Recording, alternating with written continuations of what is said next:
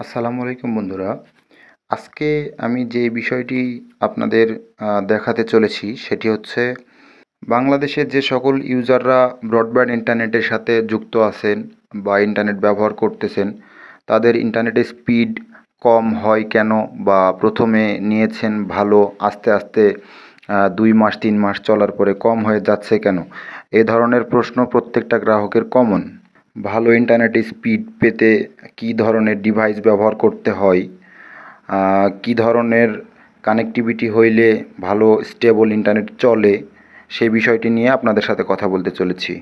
আমরা প্রান্তিক পর্যায়ে যে সকল গ্রাহক রয়েছি, তারা বাংলাদেশের বাজারে যে সকল রাউটার বিক্রয় হয়, আমরা প্রাথমিক অবস্থায় দোকানিকে বলতে গেলে ওনারা ১,০০০ থেকে ১,৫০০ টাকার মধ্যে রাউটার বের করে দেয় এবং আমাদের বাজেট অল্প হওয়ার কারণে আমরা সে সকল রাউটারগুলো নিয়ে এসে ব্যবহার করতেছি।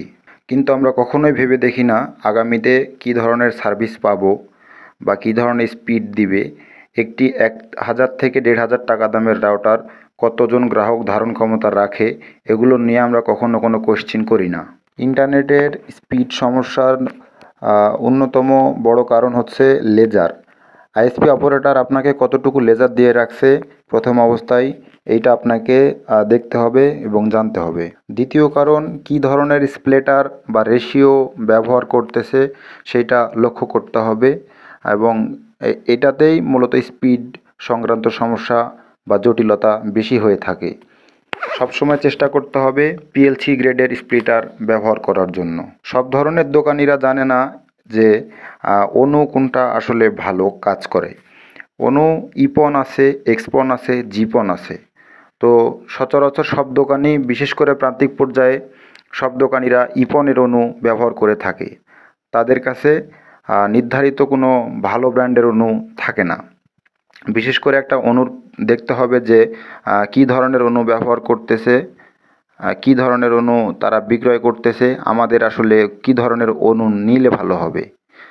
ট্রাই করতে হবে সবসময় এক্সপন অনু নেওয়ার জন্য, কারণ প্রান্তিক পর্যায়ের যে সকল আইএসপি অপারেটর রয়েছে সে সকল অপারেটররা এক্সপন ইপন সাপোর্টেড ডিভাইসগুলো ব্যবহার করে থাকে।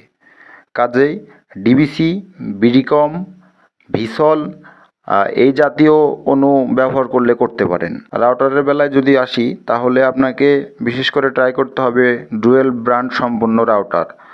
হইতে পারে টিপি-লিঙ্ক, কিউডি, রুইজি বা এই জাতীয় যে সকল রাউটারগুলো রয়েছে ব্যবহার করা যেতে পারে।